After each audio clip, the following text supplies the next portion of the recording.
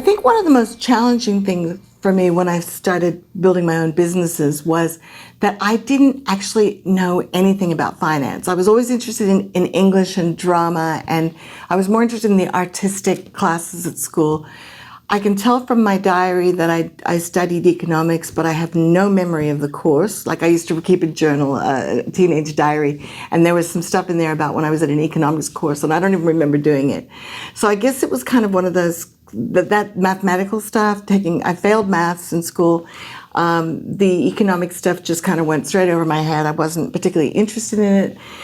And then when I got out into the world and started making a living, I figured out kind of how to save my money by just putting some aside and, spending the minimum that I needed to live. And that way I would have savings.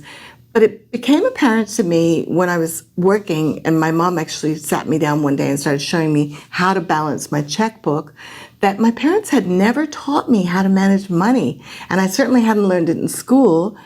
And so I think as parents, we need to start thinking about what kind of exposure are we giving our kids to creating wealth? Because honestly, it's hard for us as adults to completely readjust all our behavior and learn how to go from being consumers, which frankly we've all been raised to be consumers.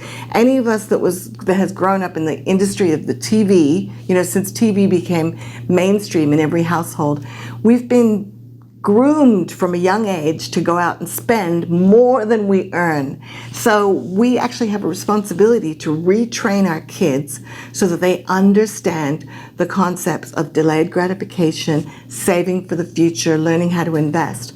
So to give you some examples of how this can be applied, and I wish I'd done it better, is, when your kids are young, I found that when my kids were about a really big one that I started early on, because my husband and I had already become quite wealthy when my kids were young.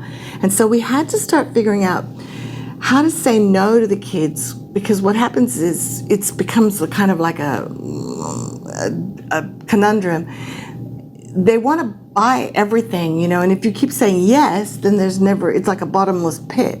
And they become spoiled, unfortunately. You can't just give kids everything they want all the time. They have to learn how to manage their expectations.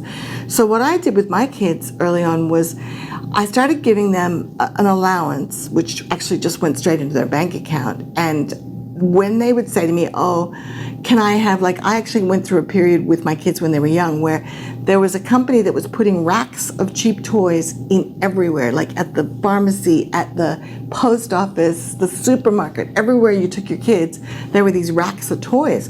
So my kids would say, I want one. And I started saying, well, do you want it enough to pay for it out of your own money? And they would say, oh, no.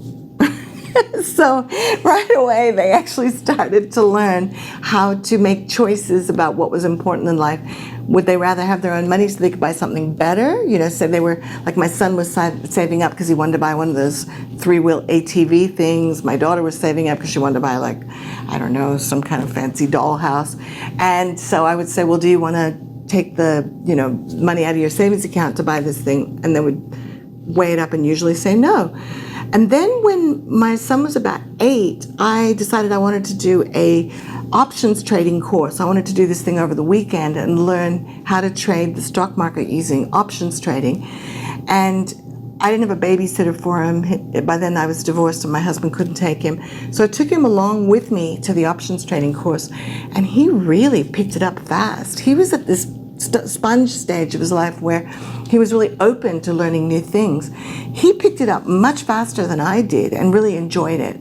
Now, unfortunately, he doesn't have any interest in that now that he's in his 20s, but I think he'd be really awesome at it, and I'm hoping to get him back into it because he just had a natural aptitude for investing in the stock market. He's very bright, and I would love to see him applying that skill towards something like investing. But I find that if you leave it until they're in their 20s and they have other interests, it's a lot harder to engage them. You need to get kids learning about financial stuff when they still think you're the bee's knees, when they still think, before they're like 12 to 14, when they think their parents are really smart and have a lot of good things to teach them.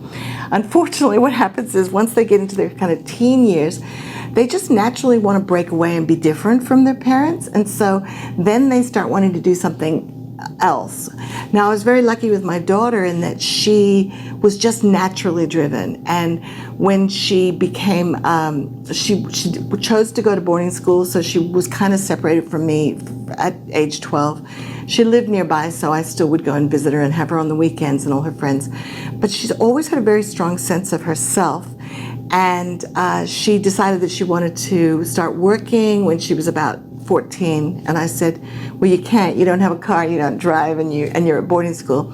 So instead she started volunteering for charitable work so that she could start building up her what we call a CV, or what do they call that in the States? It's a your work. See, I haven't had to go for a job so long, I can't remember what they're called.